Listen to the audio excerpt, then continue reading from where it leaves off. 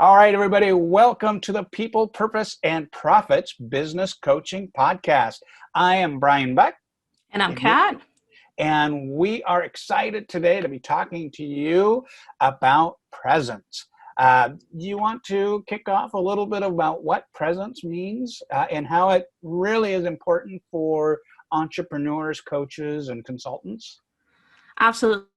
I think that a lot of people, especially from a coach's standpoint, are really stuck in fear because they're not in the present moment. And that hurts their businesses quite a bit.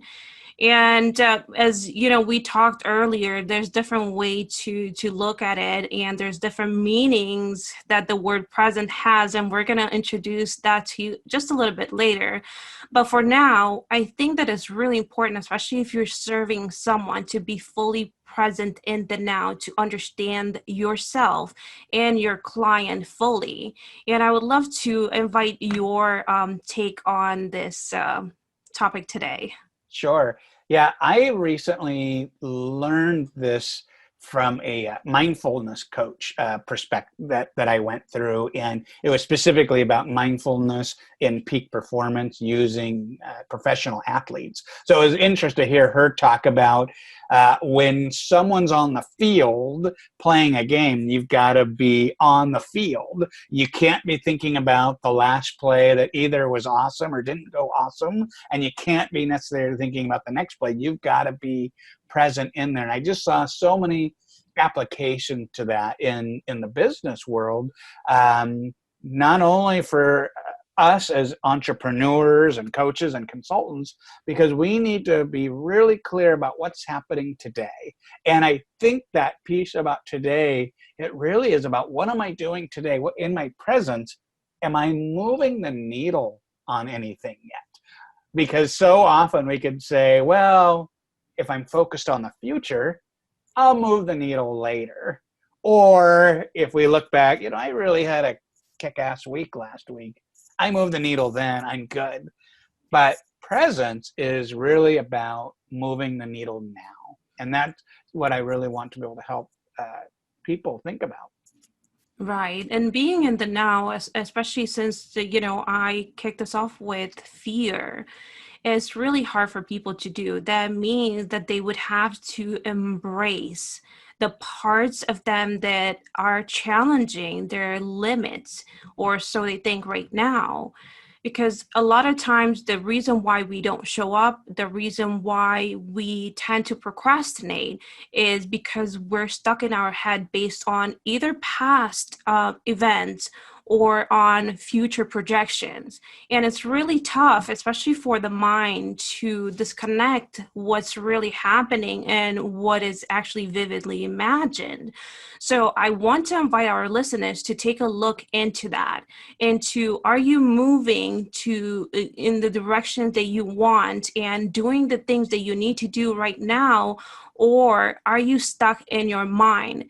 And there's a little bit of a difference between, busy work and real work, which Yeah. is, okay, I have like all these plans, all these things, and I think I'm doing a lot of things, or am I really seeing that progress that I need to see, right? Yeah, and that was one of the other pieces that I wanted to define presence.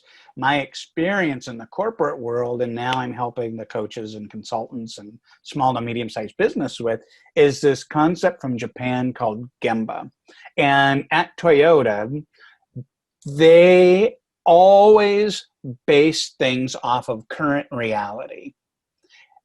There's a friend of mine who used to work for Toyota. He wrote, you might have the best research report in the world that's 100% correct, but you still have to go and validate with your own eyes. And what I mean with this for entrepreneurs is to say, Gemba, presence is reality testing. What is the reality right now? You might be thinking, I've got this great idea and everyone's going to love this offer. But are you looking at the today's data? Are you talking to potential clients or interviewing people to see how is the reality of that? Because we could get really lost in kind of our own imagination. I've been there many, many a time. And having this Gemba focus to say, let me know what's really happening. Let me really look at my finances. Let me look at the other course I just bought. Is this course really helping me to where I want to go? Absolutely. And you know what I love with what you just said? It reminded me of this principle of, the glass full, the glass half full, glass half empty, and then there's data. What do you exactly, have? And, I love optimism. I'm one of those people that I'm the most optimistic. I'm the one that, pushes people to believe in themselves. But then there is, like you said, that reality check. I need to make sure that when, I'm looking at the numbers, when I'm, seriously looking at the bottom line, which is one of the things that we talk about in this podcast, is Mm-hmm. profits, right? Right. You cannot get profits by wishing alone or by simply, just having the imagination that things will just come into place. You have to look at the things that you're doing. You have to be right here, right now, and take a look into the system that you have in place, the thinking patterns that you may have, and just take an objective look at things. Yeah. And then allow yourself, and here's what I want to invite people to do. Do not use what you're realizing right now to beat yourself up. Right. Because that is the worst thing to do. We're not inviting you to do that by any means. We want you to look at that so you have a clear idea of where you're at and what you can build on. And based on my experience, I can say that a lot of people see less than they actually do. They have this, belief that somehow success is like it has to be this astronomical things, Mm. right? But when you look at just little things like, okay, have I done, for example, as a coach, I have to, do lives, I have to get on the calls, I have to make sure my schedule is organized, just, little things that add up. But am I doing them right now, or am I just thinking I'm doing them, or I'm hoping for a lucky break? Right. It's funny. When I was praying this morning, I wrote this quote that came to me, and it was, most miracles happen in small actions over time. And oftentimes we don't recognize the miracles because we don't have it was this and now it's that. It's completely different. It's changing. Those do happen, but so many of the miracles are doing these small things every day that's all additive. And you and I have talked about, there's times that people haven't bought from us, and we're like, oh, but a year later, someone comes and says, hey, I've been saving up for a year. I'm ready now. Or Right. I've never commented on your material, but I read it every single time, and now I'm ready to work with you. So we have to recognize that what we are doing in the present is creating value, even though we may not always be able to see it or hear it, but we can feel it by having that mindfulness. Is this the right thing? Am I telling messages that is going to resonate with my target audience?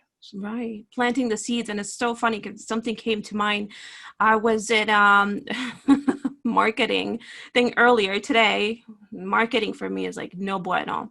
Mhm. But there was an expert talking about the data on Facebook. And something that I found really, really interesting was that when you go read the data based on like right now, it may be off. But if you give it a window of time of like up to a month and you go look back, what Facebook does, it actually follows the action that the person did right now, and it makes sure that over the period of 30 days they did or didn't do anything. And then if you were to check those results a month later, you would see something different.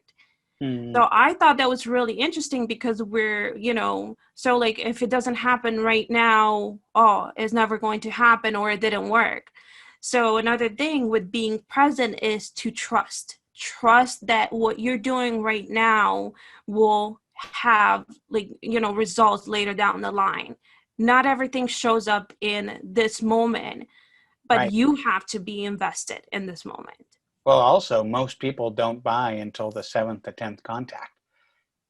So once again, if you look at that data, I just dropped this ad, no one's buying, this sucks, let's change everything. But it is that over time, and I don't know how accurate this data is, but it was saying that most people give up after the third ask. And Hmm. like only 10% of people ask 7 times. And to me, that is a real game changer, is keeping up with it. And I think from the presence piece is to go, I'm just on ask number 3. I'll say this isn't a prospect until maybe the 12th ask. But even then, they might very well be someone who's listening and resonating, and they still want to work with you. This just isn't the right Absolutely. timing, and they'll be there. I want to add another thing on trust, because it kind of goes into a little bit about what we were talking about with um, when you do the reality testing, you say things aren't as rosy as I would like them to be. Uh, we have to be so able to embrace problems. We have to love problems, because problems are what's going to allow us to grow and be better able to meet our clients' needs, meet our business needs. And when you take a hard look at your current reality, trust, that's why what made me think is that trust piece, trust that you're able to figure it out. I never read Marie Forleo, but I love her whole concept of everything is figure outable. Figure. And it really is when you tell yourself that, and you quit being surprised by problems because they're Right. always going to be there. And I think a piece of presence is, what problem am I going to find today? You go in there expecting them, and then you're going to be better off seeing them and Absolutely. feeling. That's part of the growth. Yeah. You want to talk about your other definition of presence? Right. I think, and it's funny because when you said the topic, that what came to mind is how we show up as businesses, as, solopreneurs for a lot of us, right? Is how do you show up in the world? And it's so interesting. I was doing this research and I was asking people, do you know how your audience perceives you? It's one thing to, know how you are, but Mm-hmm. do you know how they perceive you as a brand, as a person? Like, what if you were to ask your audience to pick 3 words to define you? What do you think those would be? And so often they're really not on point when I ask that to people. Mm-hmm. And I would love to invite, whomever is listening to try this out for themselves, to try to see if what they're putting out there is really congruent with who they are and how people see them. Mm-hmm. You know what I also love about that is people are probably going to see things that they're not even aware that's good. Like maybe someone would see, you might be thinking, oh, I'm going to be positive and energetic and I'm going to give them value. But people might say, that person's caring. And like we might be caring, but not doing it consciously. And I think you would really find out a lot of really good things by doing it. You're not going to find things that are bad. You'll probably find things that are surprising. And never be afraid to be yourself, because even like when you were talking and you said, like you're positive, maybe you're sad, maybe you had a story that you feel like it's crushed you or that you would be embarrassed to share, then your audience, when they hear that, you're allowing them to also be vulnerable, to also be authentic. So you're doing them a favor. And again, it goes back to your presence, and you may discover things about yourself as a business owner when people tell you what they see from you. And Yeah. it may just, give you the confidence to serve even more, to be even more vulnerable. And it goes to deeper and deeper levels with your audience. Yeah. I love that. I think about when I was in a toxic workplace, which was felt very alone. And then I started seeing other people talking about their toxic workplace. And I was like, brothers or sisters, someone else is experiencing this. And Right. it was so huge to be able to find that connection of people talking openly about the things that are so hard. And it also doesn't mean you need to have figured it out. Right. You know, you can be able to say, this is tough. I'm learning. And people will connect with that. And your audience might also help you out because there's experts out there too. So it's all about Absolutely. relationships. It's not one sided, it's a back and forth. So, what would be one thing, I know I talk a lot about authenticity. What would be one thing that you see when you talk about presence in the sense of a brand and sense of like, the image that a business has? I think the first thing that pops in my mind, and this comes from all of my work in quality improvement, is what's your presence with your customers? And presence usually would be talking about deep listening. So how are you not giving content or creating offers, but just really listening and being present with your customers to see what are the things that they are truly struggling with? Because you might very well to meet a need that you never knew because you weren't present in listening to them. Wow. And similarly is when you listen to them, you're going to better hear their language. And that language is what turns up in your marketing material because people are going to say, that's me. I did this sales training and I love this story. And this person used to have a fitness, lose weight, get fit. Everyone wants that. It's a pretty common thing. But he was present with his listeners, with his customers, and said, why do you buy from me? Thank you, but why do you buy? And they found women would say, I didn't feel sexy anymore. I avoided mirrors. The one thing I want to do is live. I want to get back into my high school jeans. So the guy changed his program to be get into your high school jeans program. He Powerful. greatly increased his sales because he was using their language, and that came from presence. So presence is absolutely about really connecting with your clients or potential clients. Beautiful. I love that. Do you have any closing thoughts you want to share with the audience before we wrap this up today? Yeah, I just think don't just be aware of presence, but start to practice it. Think about, and it doesn't need to be a meditation thing. I'm not a big meditator, but presence really is just being aware. So I think just challenging people to spend the next hour after you listen to this, just spend an hour. What is my reality? What is the now? How am I present in the online world? How am I present with customers? And so I think you can really tie all that together and then just start to make it a habit. Do 2 hours the next day. And then pretty soon it's going to become like a muscle where you're doing it all the time. And